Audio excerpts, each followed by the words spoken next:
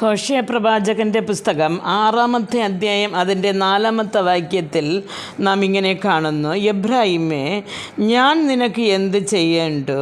യഹൂദേ, ഞാൻ നിനക്ക് എന്ത് ചെയ്യേണ്ടു? നിങ്ങളുടെ വാത്സല്യം പ്രഭാതമേഘം പോലെയും പുലർച്ചയ്ക്ക് നീങ്ങിപ്പോകുന്ന മഞ്ഞ് പോലെയും ഇരിക്കുന്നു എന്ന് കാണുന്നു.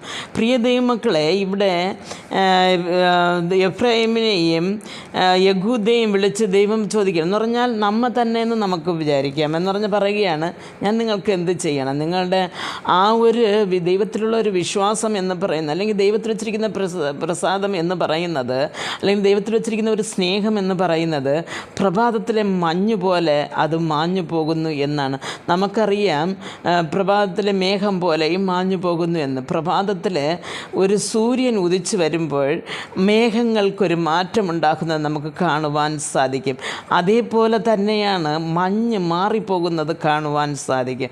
ആ വെയിലുറച്ച് അതേപോലെ തന്നെയാണ് നമ്മുടെ ജീവിതത്തിൽ ചൂടേറിയ അനുഭവങ്ങൾ, കഷ്ടങ്ങൾ, പ്രയാസങ്ങൾ വരുമ്പോൾ പലപ്പോഴും നാം ഈ യഹൂദയെ പോലെയും എബ്രാഹിമിനെ പോലെയുമാണ്. നമ്മുടെ ദൈവസ്നേഹം ആ മഞ്ഞ് പോലെ കാണാതെ പോകും. ദൈവത്തിൽ നമ്മൾ വെച്ചിരിക്കുന്ന ആശ്രയം മഞ്ഞ് പോലെ കാണാതെ പോകും. പ്രിയ ദൈവമക്കളെ, അങ്ങനെയല്ല. ചൂടേറിയ ഏതൊരു അനുഭവം നമ്മുടെ ജീവിതത്തിൽ വന്നാലും, ഏത് കഷ്ടത വന്നാലും നാം ദൈവത്തിൽ വച്ചിരിക്കുന്ന സ്നേഹത്തെ വിട്ട് മാറരുത് എന്ന് പറയുന്നു. 6-ാമത്തെ അധ്യായം നാം വായിക്കുമ്പോഴവിടെ യാഗത്തിലല്ല ദയയിലും ഹോമയാഗങ്ങളെക്കാളും ദൈവപരിജ്ഞാനത്തിലും ഞാൻ പ്രസാദിക്കുന്നു എന്ന് കാണുന്നു. പ്രിയ ദൈവമക്കളെ, ദൈവം പ്രസാദിക്കുന്നത് നമ്മൾ കൊടുക്കുന്ന കാണിക്കയിലല്ല.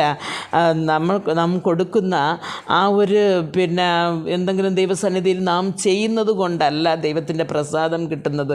നാം അവനോട് വച്ചിരിക്കുന്ന അടുപ്പം, നാം ദൈവത്തോട് ചേർന്നിരിക്കുമ്പോൾ ആ ഒരു അടുപ്പമാണ് ദൈവം നമുക്ക് പലപ്പോഴും നന്മകൾ ചെയ്തു തരുന്നത്. പ്രിയ ദൈവമക്കളെ, അപ്പോൾ ദൈവ പരിജ്ഞാനത്തിലാണ്. അപ്പോൾ പരിജ്ഞാനം എന്ന് പറയുമ്പോൾ ദൈവത്തെ നാം അറിയുന്ന അറിവ്, കർത്താവിനെ നാം എത്രത്തോളം അറിഞ്ഞിരിക്കുന്നു. അവൻ നല്ലവനെന്ന് രുചിച്ചറിവിനെന്ന് വചനം പറയുന്നു. തേനിനേക്കാളും തേൻകട്ടയേക്കാളും അവൻ്റെ വചനം മാധുര്യമുള്ളത് എന്ന് പറയുന്നു. അതിനെ നാം രുചിച്ചറിയണം.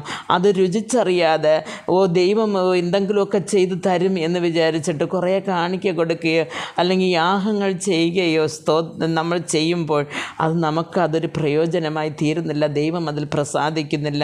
പ്രിയ ദൈവമക്കളെ, നമ്മുടെ ഹൃദയത്തെ തന്നെ, നമ്മുടെ മനസ്സിനെ തന്നെ, നമ്മുടെ ചിന്തകളെ തന്നെ ദൈവത്തിലേക്ക്, ദൈവത്തിൻ്റെ പരിജ്ഞാനത്തിനെക്കുറിച്ച്, ദൈവത്തിൻ്റെ ജ്ഞാനത്തിനെക്കുറിച്ച്, ദൈവത്തിൻ്റെ സ്നേഹത്തെക്കുറിച്ച് നാം അറിയുമ്പോൾ കർത്താവ് നമ്മോടടുത്ത് വരും, നമുക്ക് വേണ്ടതെല്ലാം ചെയ്തു തരും. പ്രിയ ദൈവമക്കളെ, അല്ലാതെ